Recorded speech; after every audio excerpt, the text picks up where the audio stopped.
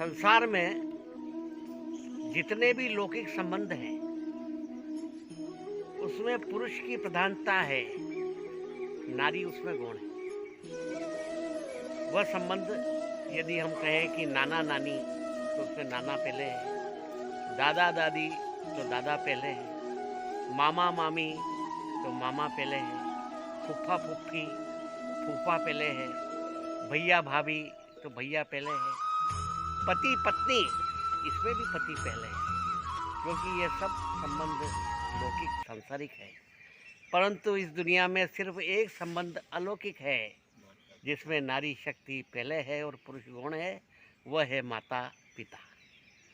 क्योंकि वह संबंध अलौकिक है और अलौकिक संबंधों में हमेशा देवी शक्ति पहले आती है, पुरुष शक्ति बाद में आती है। जैसे सीता राम, लक्ष्मी नारायण, गौरी शंकर, उमा महेश्वर, राधा कृष्ण, सब में नारियां पहले है, शक्ति पहले है और पुरुष बाद में है।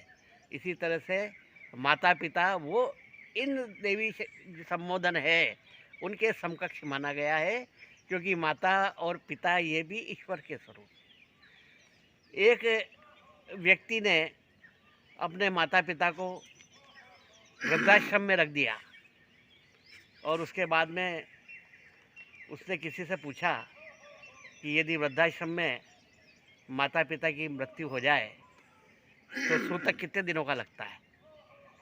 तो सामने वाले ने जवाब दिया कि जिस दिन तुमने अपने माता पिता को वृद्धाश्रम में रखा, तुम्हारे लिए तो उस दिन से ही वो मर गए और तुम्हारे ऊपर सूतक चालू हो गया है, और वो सूतक कुछ दिनों का नहीं, वो जिंदगी भर का सूतक तुम्हारे ऊपर है।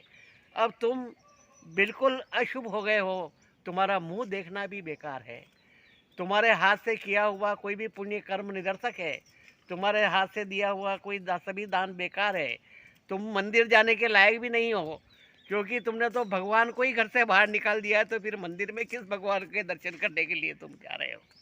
तो माता पिता का स्थान हमेशा ईश्वर के तुल्य होता है, और जिसके माता पिता जीवित हैं उसे सौभाग्य है कि उनकी पूरी पूरी सेवा करें, उनके चरण चिन्हों पर चलें, उनका आशीर्वाद लें, तो वह कभी भी असफल नहीं होगा।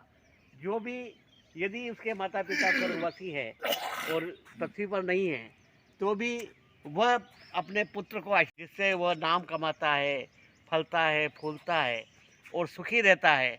और यदि उसके माता पिता उसे आशीर्वाद नहीं देते हैं, यदि माता पिता का आशीर्वाद पुत्र के साथ में है कि जा तू सुखी होना, तो भगवान भी उसको दुखी नहीं कर सकता। और यदि माँ बाप ने उसे श्राप दे दिया कि जा तू तेरा कभी भला नहीं होगा, तो उसका भला तो भगवान भी नहीं कर सकता है। बुजुर्गों के चरण छूकर सफ़र पर जो निकलता है, बिना किसी रुकावट के वो मंजिल पर पहुंचता है। बुजुर्गों की दुआ है तो दवा की क्या ज़रूरत है, उनके प्यार की खुशबू से अपना घर महकता है।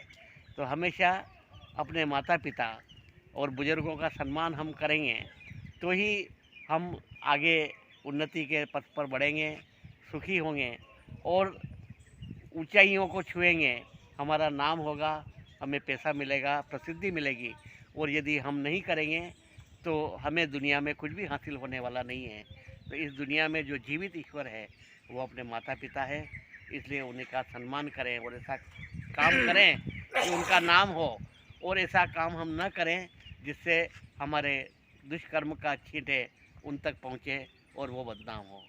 माता पिता ही हमारे आज जीवित पृथ्वी पर जीवित ईश्वर है, इसलिए हमें उनका सम्मान करना चाहिए और उनके पद चिन्हों पर चलना।